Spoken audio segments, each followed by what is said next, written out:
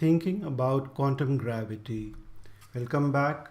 Chapter 1e, the extreme dependence of the theory on its own limit, and Chapter 1f, the physical meaning of the wave function. So let's first discuss what we mean by the extreme dependence of the theory on its own classical limit.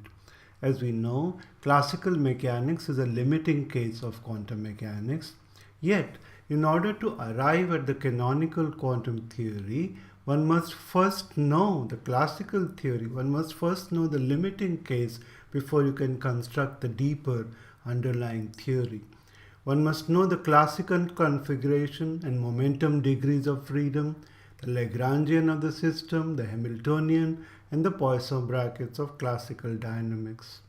Then, given all this, employing an ad hoc, although really successful recipe, the Poisson brackets are replaced by the canonical commutation relations of quantum theory, which, as you know, like for example, for a particle with the classical position and momenta q and p, you have a commutator relation qp commutator equals ih bar, which is written after first knowing what is the configuration variables and momenta of the classical system. You construct their Poisson brackets and you make this recipe that Poisson brackets are to be replaced by these canonical commutation relations. This dependence of the quantum theory on its own classical limit is unsatisfactory. Clearly, if you have to know the limiting case before you know the deeper theory, that's not how it usually works in physics. Contrast with special relativity and general relativity. Now, Newtonian mechanics is the limiting case of special relativity for speeds much smaller than the speed of light. We don't start from Newton's mechanics to construct special relativity. We start from these elegant principles of special relativity, in particular that the speed of light is same for all inertial observers, and that plus the principle of relativity helps us write down the theory of special relativity, and we conclude from there that the Newtonian mechanics is a limiting case of special relativity valid for small speeds. So we didn't start with Newton's mechanics. We came to it in the same in general relativity. You don't start from Newton's law of gravitation to write Einstein equations. On the contrary, you start from the more general theory, namely general relativity, and you derive Newton's laws of gravitation in the limiting case of weak gravitational fields and bodies moving much smaller than the speed of light. So in the case of quantum theory, it seems as if we have a set of quantum recipes rather than a theory constructed from first principles. There ought to exist a construction, a derivation of quantum theory which does not depend on its own classical limit. The theory works fine. It's beautifully successful with experiments. But is that all that we desire from quantum theory? I don't think so. You need to understand how to be able to actually write down quantum mechanics. Even if you did not know classical mechanics, we should be able to write the quantum theory and then get classical mechanics out in the limit. So this is one more example of the dependence of the theory on its own limit. We've already seen other situations like in the measurement problem. You need to have a classical measuring apparatus, which is a Newtonian object. You need it in order to be able to make measurements on a quantum system. And then in the last talk, we saw that space-time is classical. The quantum theory depends on the classical space-time, which comes from classical objects. That's another way of seeing that the quantum theory depends on its own limiting case, and that is not satisfactory. We need to do better. We need to get a better description of the theory. It might still be the same theory, the same experimental results might come out, but who knows, maybe we get a deeper insight into quantum theory if we can construct it from first principles. So this is what we mean. It's very clear in this level diagram. The recipe takes us from the emergent level 3 to the deeper level 2. Namely, you start from classical dynamics and then you construct level 2. It should not be like that. We should start from physics, we should start from writing quantum theory on level 2 and then derive level 3 from it. Even if you did not know level 3 should come out of there. Okay, so now we move on to the next section of the chapter, 1F. What is the physical meaning of the wave function? So I'm going to address a very specific issue here, which is explained using the double slit interference experiment. So consider this classic double slit experiment, either with light as a source or electrons as a source. So when we talk of light, we have in mind here not the photon picture. The photon picture is actually essentially the same as the picture with the electrons that we'll discuss in a few minutes. When we talk of a light source, we mean a classical light source. Think of light as waves, as electromagnetic waves. So what happens in that case? We know the light bulb gives out light which travels as a spherical wavefront, say, to the right, and then it hits the situation where there are these two slits. Each slit acts as a source for a secondary wavelet. So a wavefront comes from the upper slit, a wavefront comes from the lower slit. We have interference between the two wavefronts, the two wavelets, and on the photographic screen plate, what you see is these dark and bright fringes. Where it is bright, there's a lot of light there, the intensity of light there is maximum. Where it is dark, the intensity of light is the minimum, and that's how you get the fringes. This is easily understood in terms of interference by adding constructively or destructively, depending on the phase difference, by adding the two wavefronts. This is well known. Good. Now let us try to understand what's happening if you have a quantum mechanical particle like an electron and you set up the same thought experiment. Electron diffraction is where you see the interference really, but the double slit experiment here is a good enough thought experiment to understand the physics that we want to talk about. So consider the double slit experiment now with electrons. The electrons leave the source one by one. What do we see in the experiment? On the screen we see dark and bright fringes. These represent the number distribution of electrons. So what's happening? An electron starts from the electron source and it lands up at some location on the photographic plate. The brightest region is the one where lots of electrons have landed. So electrons come one by one and they land somewhere on the photographic plate. The electrons are not distributed uniformly on the plate. So we'll come to in a moment what's happening between the electron source and the photographic plate. We'll come to that in a moment. What we see in the experiment is that there are lots of electrons where you see this bright fringe. There are essentially no electrons where you see these dark fringes. So the electrons are distributed in their number. The number distribution is represented by these fringes. Maximum electrons at the bright fringe, very few or essentially no electrons at the dark fringes. Now, these fringes are just as in an interference experiment with light. So this suggests that there is a wave-like phenomenon in progress. So we ask this question: what does the electron do after it leaves the source and before it reaches the screen? We do not understand. Yes, so what I mean is, we physically do not know what happens to the electron between the electron source and the photographic plate. I'll explain that. And this we do not understand situation that I talk of is what famously led Feynman to say, nobody understands quantum mechanics. And this statement, in the sense which Feynman meant it, is as true today as when he said it a few decades back. Namely, we do not understand the physical picture. See, we can do the calculation, but we don't understand what exactly did the electron do. The calculation is very straightforward. We know the Schrodinger equation. we write down the wave function of the electron as it went through both the slits, as if it went through both the slits. So you write down the wave function as a plane wave, a complex wave function representing the wave front. Add the two wave functions. So then you have a wave function for the electron to go through the upper slit.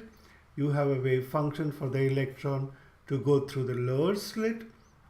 You evolve the wave function by the Schrodinger equation, and you obviously see interference in the wave function. So you add the two wave functions, one for the upper slit, one for the lower slit. You add them, you take the square of the modulus, that's the probability distribution mod psi square. And the probability distribution is what shows the same pattern as that of interference in light. What does it mean?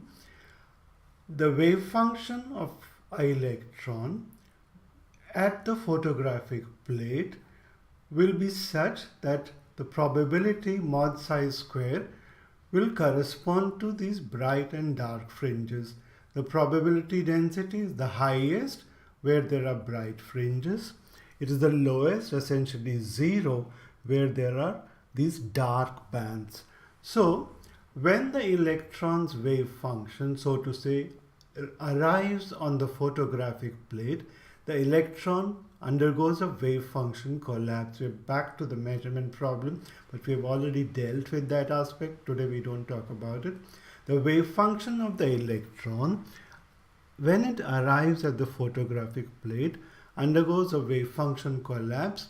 The electron collapses to one point, one small location on the photographic plate, and where it will collapse is completely random, and the probability of collapsing at a point is given by the square modulus of the wave function, which we have calculated according to the Schrodinger equation.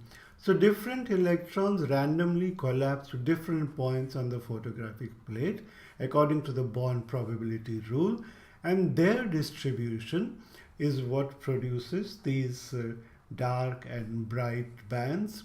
Lots of electrons where there are bright bands, no electrons where there are dark bands. So this is the mathematical calculation which we can well do according to quantum mechanics rules and according to the Schrodinger equation. Absolutely nothing wrong with the mathematics.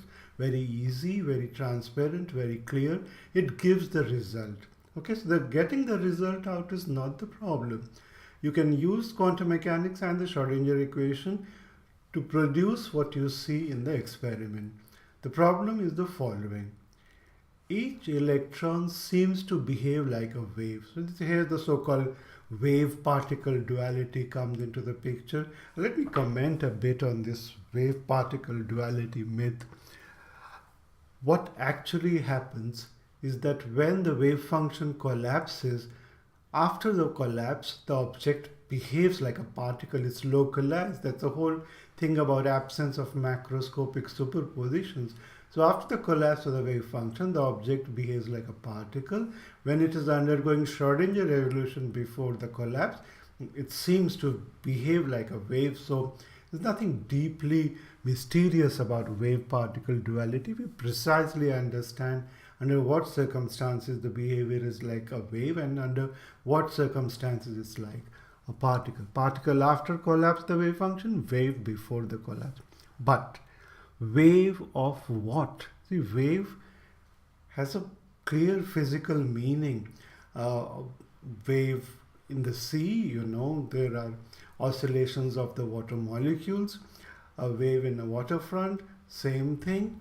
Electromagnetic waves, they of course propagate in vacuum, but there are oscillating electromagnetic fields, and it's a wave of electromagnetic fields.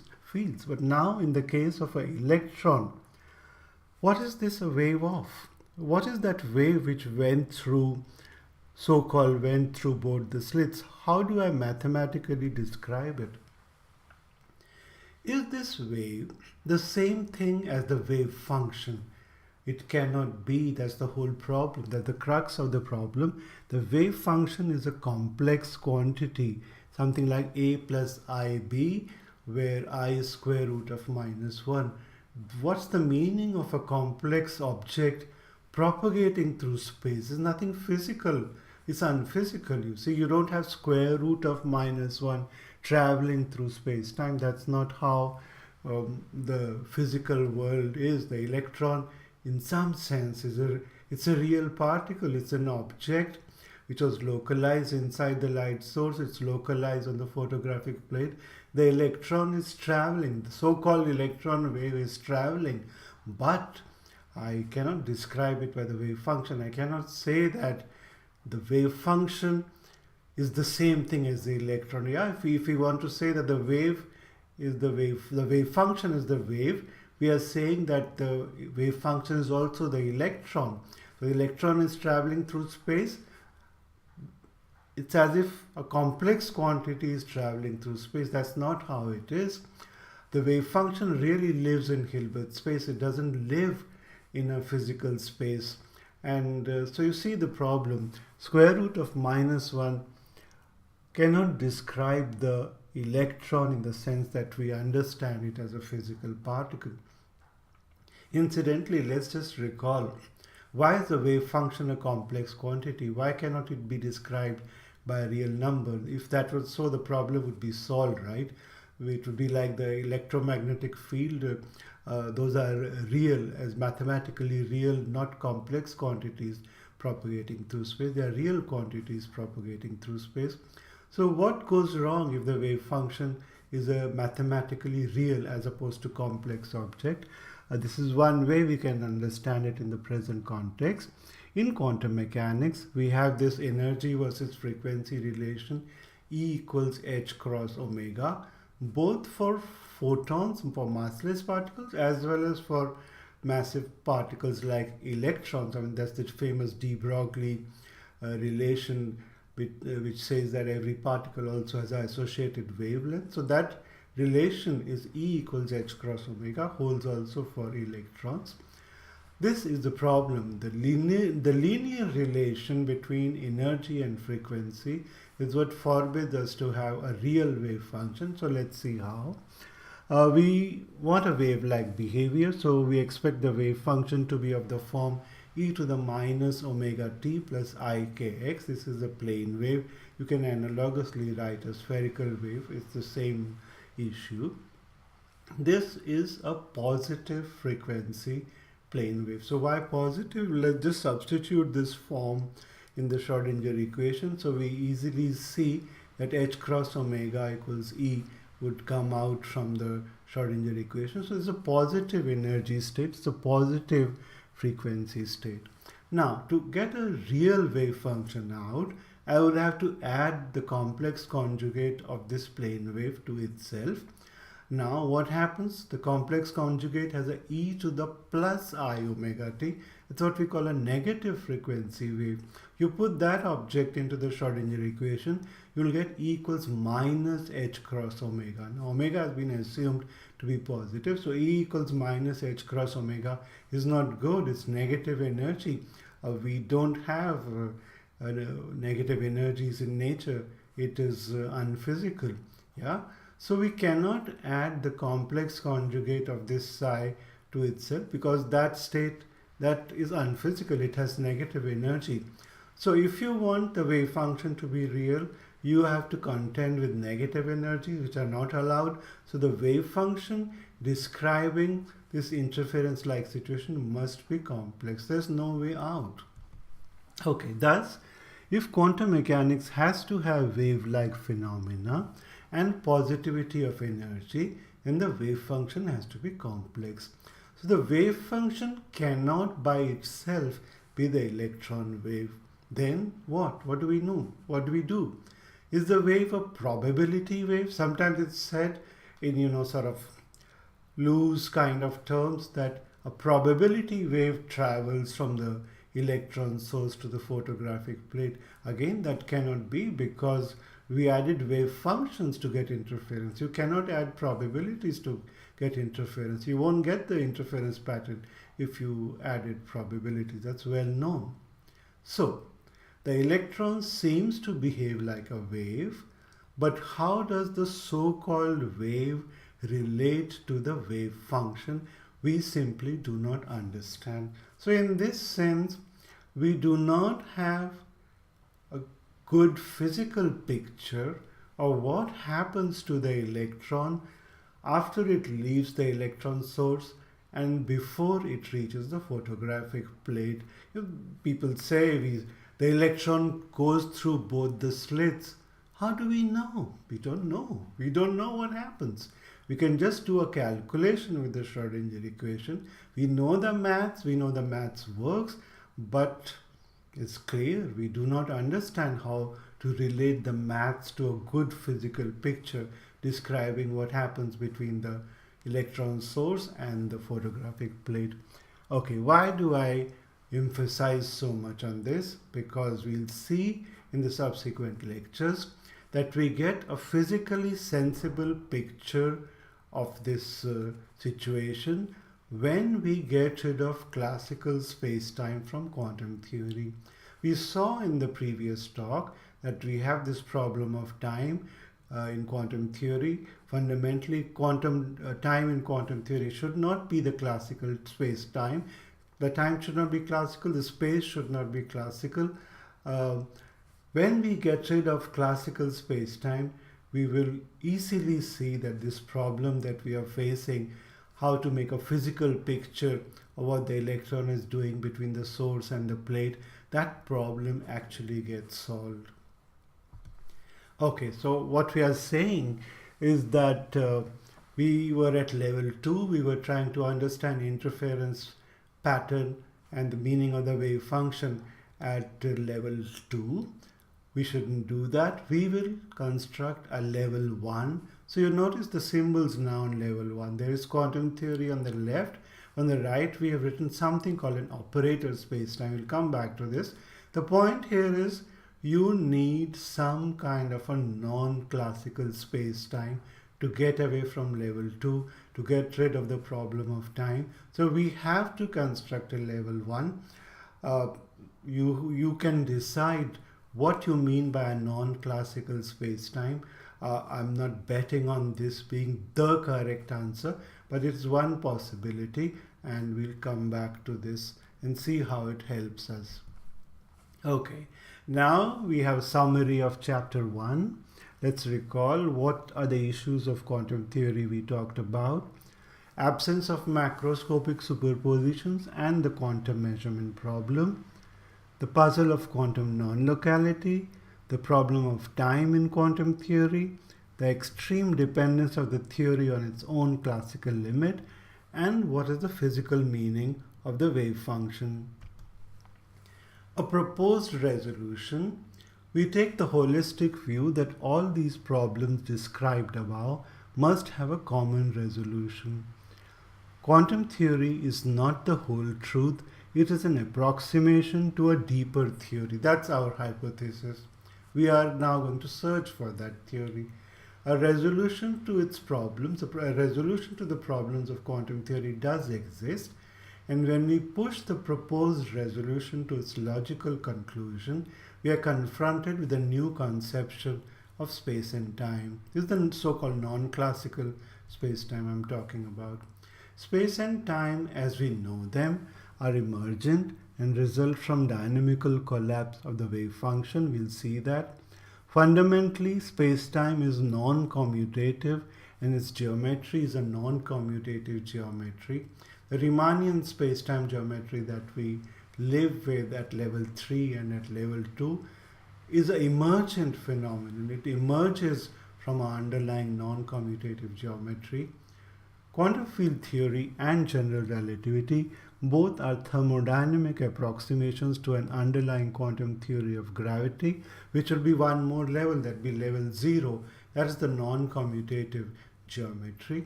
This theory that we are going to propose in the next few lectures is falsifiable. Its predictions are slightly different from that of the standard quantum theory, so it's falsifiable, and it can be confirmed or ruled out by experiments using currently available technology.